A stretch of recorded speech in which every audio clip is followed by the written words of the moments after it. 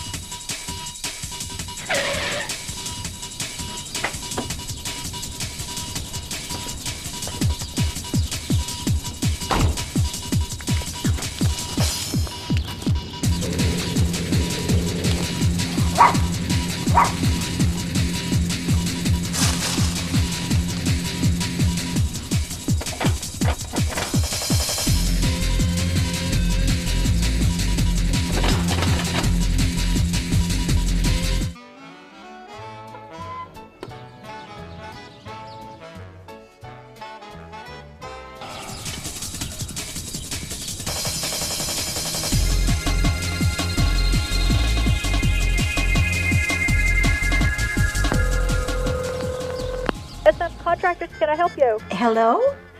Yes, this is Mrs. Fenster. You were to have a man come out to repair my air conditioning this morning? 1025 Maplewood? Yes. Someone's here from your shop. I guess he's from your shop. He's driving one of your trucks. He's at the door right now, actually. But honestly, I'm afraid to let him in. Why are you afraid to let him in? Why? Because he's a fright. He's got purple hair and tattoos all over him and a bone through his nose. Maybe it isn't a bone, but he's got all kinds of wires and pins stuck through his ears and his eyebrow and his nose. And well, I'm just not going to let him in my house. We're still not sure why you won't let him in. He is I'm one of our- afraid, that's why. And I'm not crazy.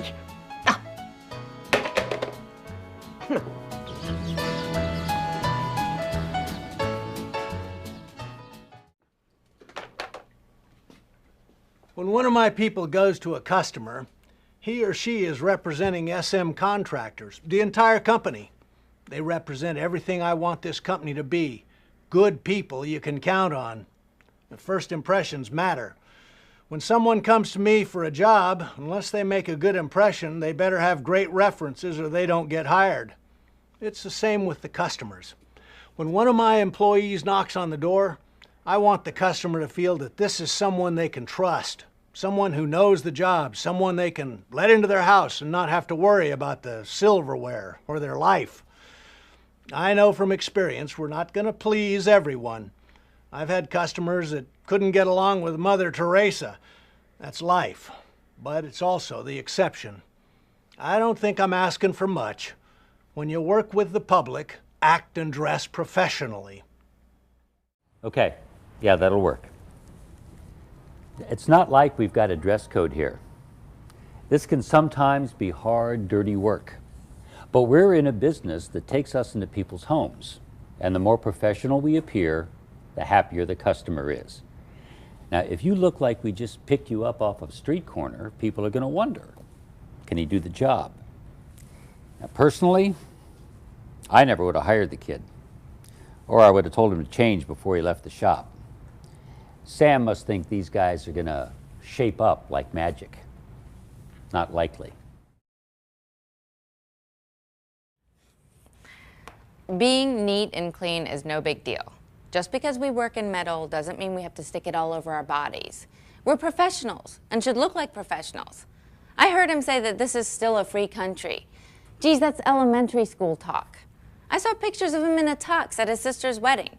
And when Sam's mom died last spring, he showed respect at the wake. He wore a nice, dark suit. So I know he knows the difference.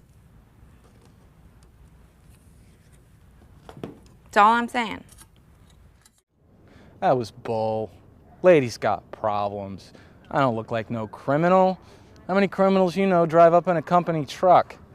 She wouldn't let me in. She calls Ty, says I look threatening. You know, tell that to my grandmother. What'd she expect? Some lame suit and tie to come and fix her air conditioning? You know, the last time I looked, this was a free country, you know? You know, and another thing, she could have told me. No, pretends she's not home. Calls his shop and freaks. I mean, look at me. What would you rather have, this or Hannibal Lecter dressed to kill? Well, it's her air conditioning. Weather gets hot enough, she won't be so picky.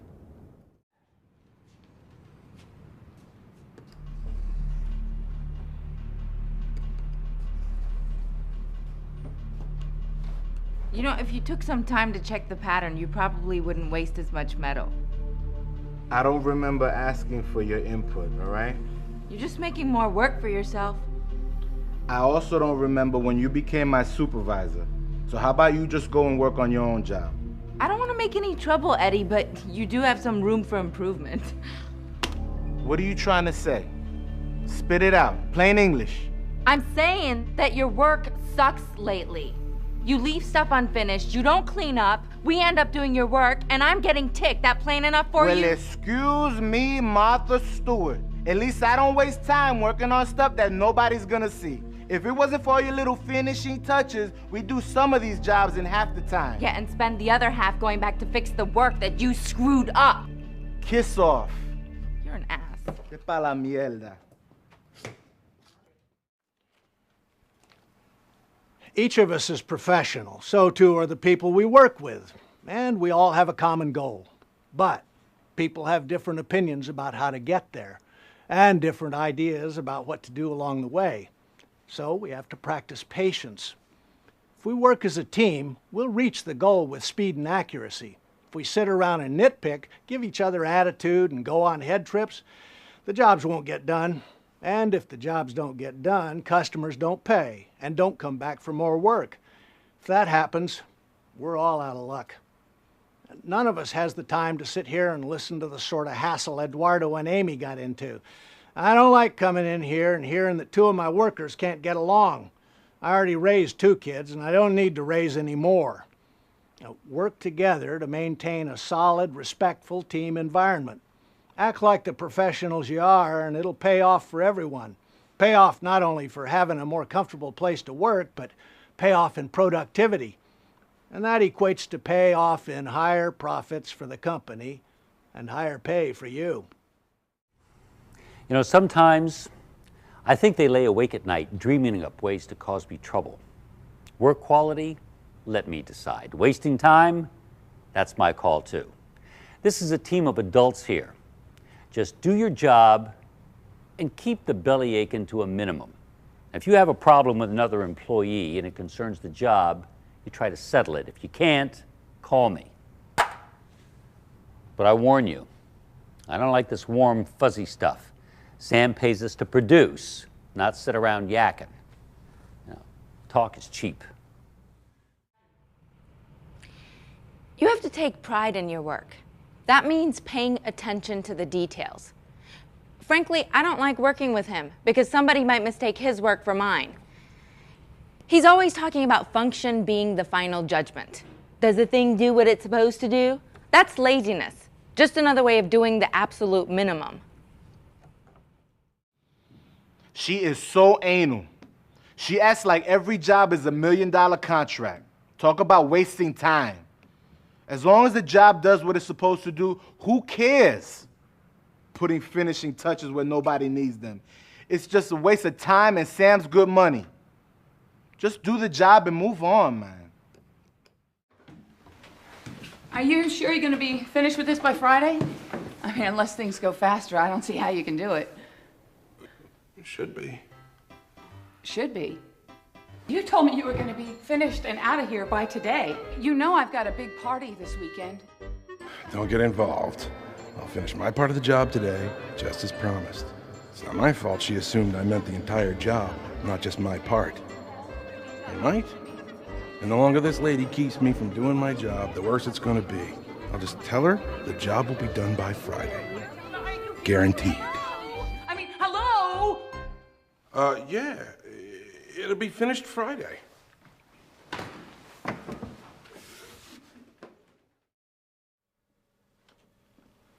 I'll say this flat out. Never lie to or mislead a customer. Never.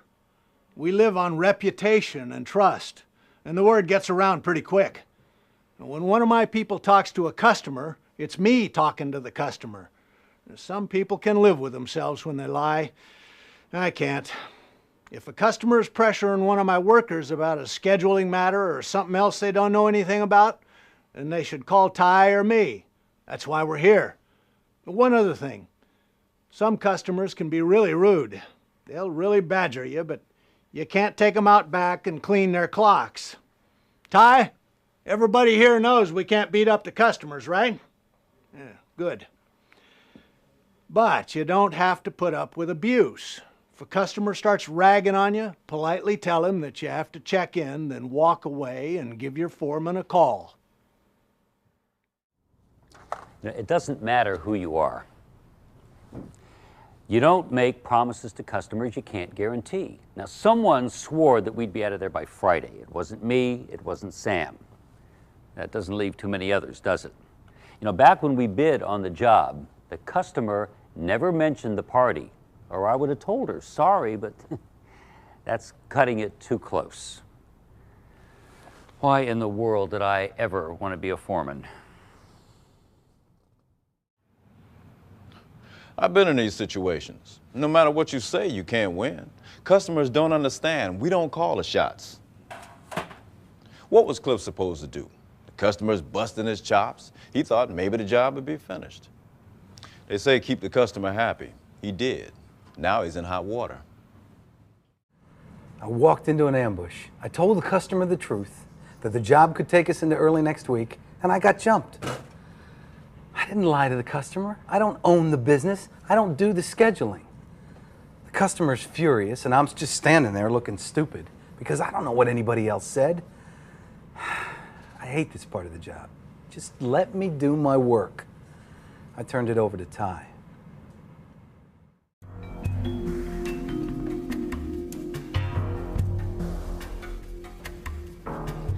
This is going to stop.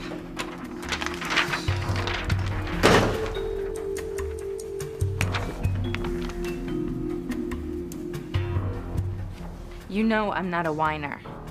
When I came on board here, Sam said that if anybody ever gave me any trouble, to tell him. But I don't want it to go that far. That's why I came to you. It's just a picture. Look, Amy, they like you. I don't think anybody is out to get you. They think of you as one of the guys. In a way, it's a compliment. I thought of that before, which is why I've put up with their macho crap. But this is over the line. This is personal.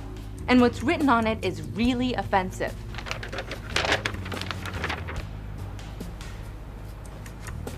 Yeah, I see what you mean. Any idea who did it? No, it was in one of the open lockers. Whoever put it there wanted me to see it. I'll look into it, and I'll get back to you. It goes without saying we should respect one another. I've been around long enough to know what happens out on the floor and on the jobs.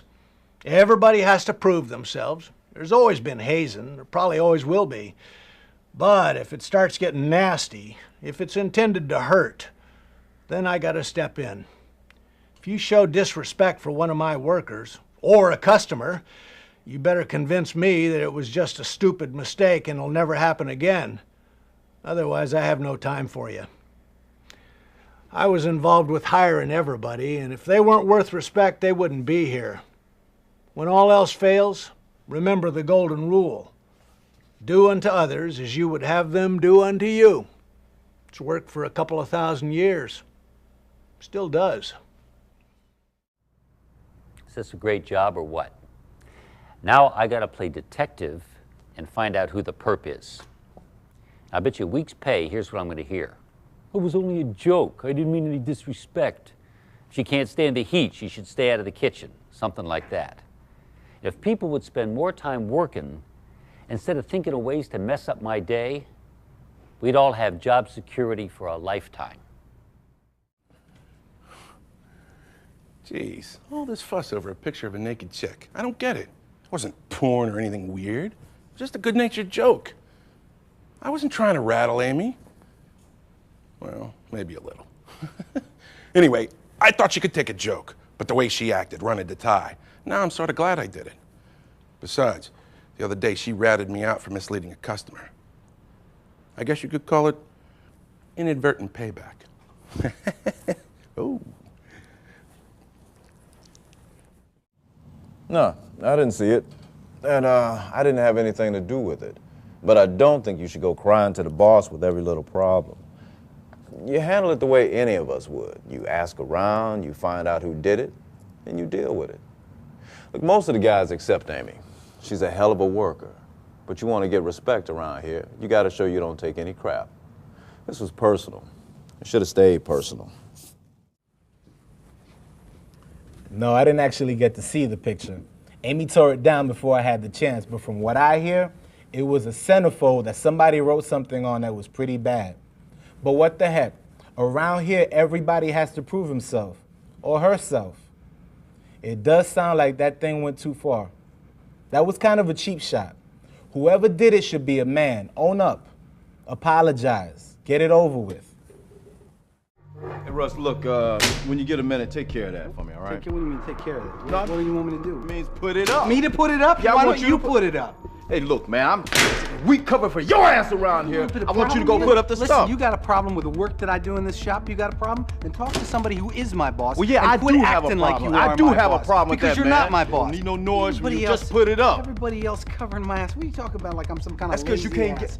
get in here on time, man. Oh man, give me a put the shit up. Give me a break. You cover for my. Where do you get that, man? I know I'm not as close to the guys as I used to be before we got this big. But when I heard what happened, I felt like somebody kicked me in the stomach. If I was in Rennie's place, I don't think I could get out of bed, much less come to work. I know that when something is really bugging me, I have to try hard not to let innocent people suffer the consequences. I'm not always successful. I can be a royal pain at times. My people know that when I act like a jerk, there's probably something big going on. Ty says that they joke about deadline Malloy when they got a tough deadline for completing a job or submitting a bid. I tend to focus intently on reaching the finish line. During those times, I'm told that I sometimes lack my usual charm. Everybody has bad days. When we work as a team, sometimes you have to give some jerk the benefit of the doubt, especially if it's not how that person normally acts. What we've been doing with Rennie so far is called empathy. We all know down deep that if Keela was our sister, we'd pretty much be lashing out the same way. So we're walking softly. Empathy doesn't cure everything. There's going to be flare-ups, like today. But if Rennie had been acting like that for no reason, he'd have been out of here. He's trying to tough it out, but like Amy says, I think he needs to talk to somebody. Whatever he's doing doesn't seem to be working. I'm trying to get some work done, and I hear these guys shouting. Sounds like it's getting ugly, so I step out onto the floor, and there they are, toe-to-toe, ready to start throwing punches. I told them to stop being jerks and knock it off. Russ didn't say much, but you could see that he was about to explode. So I took him aside to cool him down. I told Russ to go easy on Rennie. Are you aware? Okay? Because I'm under a lot of pressure. Listen to okay? me. Are you aware that he's got some personal problems at home? Yes, I know. Yes. All right. So then I think you got to cut the guy a little slack. When I asked what the problem was, Rennie said he was sick and tired of cleaning up Russ's mess. What's the problem, Ty? I mean, we cover for him all the time. Why do you feel you have to cover for him? I mean, Let him do his job. We work together here in the shop. We're trying to work together. Does he? All right. Does he not do his job? Well, yeah, most of the time, yeah, he does his job. But you know, he came. This thing with his sister really messed up his mind. He can't let it go. Everybody knows about it. Rennie's been like this for over a month. It's awful what happened to his sister, and I hope they fry the creep. I've been going out of my way to cut him some slack. We all have. Maybe he should see somebody, you know? I'd like to help, but I don't even know how to talk to him about it. I mean, how many times can you say, hey man, I'm sorry? I feel for Rennie, honest. I mean, what he's been going through, I wouldn't wish it on my worst enemy. But there's only so much you can take, you know?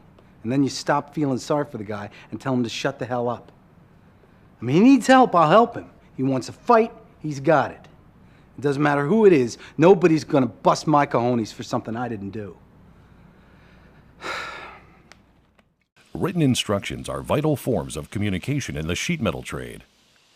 On any job, large or small, different documents are passed from one worker to the next. The clarity and accuracy of these directions can make the difference between a job done well and a job done poorly. Take a look at this cut list. From the information provided, could you complete this job correctly? Effective communication is not always easy in a busy sheet metal shop. Every day we work with loud machines and metal, busy people, and noisy tools. If you were to receive instructions for a job right now, would you understand exactly what needed to be done? Each shop seems to have just a little bit of a different system on how they're going to do things. So you have to get the person oriented to the system you're going to have, and that means communication. So we have here about 5, 6, maybe 7 different sketchers, and sometimes we need to get them all in line to where everybody is being able to communicate with each other. And like I said, I'm kind of like the last line of defense. I'm the one who takes a look at it and has to interpret what they're putting on the print and then taking that off and make it into individual fittings. When mistakes happen, it's usually because of poor communication, not because of lack of skills. So we still have to keep upgrading on the communication part. And it is amazing what little small thing can go wrong just because someone does not quite understand what the other person's trying to get across. And on the huge jobs, it starts even with the very top, talking with the foremans, the general foremans, the superintendents as to how we're going to do this job. Some of the jobs, very complicated with the industry as far as the chemical industries go with these labs because they have over and under duct. That duct might be 6 layers deep. And so they want that top layer sent first naturally because it's going to get hung higher up, and then we've got to drop another layer behind that, and another layer below that, and another layer below that. So we've got to make sure it gets sent in sequence and loaded in trucks exactly right, or it can be a major foul up. So it's all a matter of coordination and communication, talking with each other. As I said, I think the skill has always been there as far as the mechanic goes. I think the unions have trained the men well to be able to make the things. It is when we foul up is when we don't communicate right, and then there could be major glitches. But part of my job is to make sure some of that doesn't happen. I need 3 boxes of 3x8, 26 gauge galvanized, 10 inches high. Use a Pittsburgh lock and sweat solder the bottom.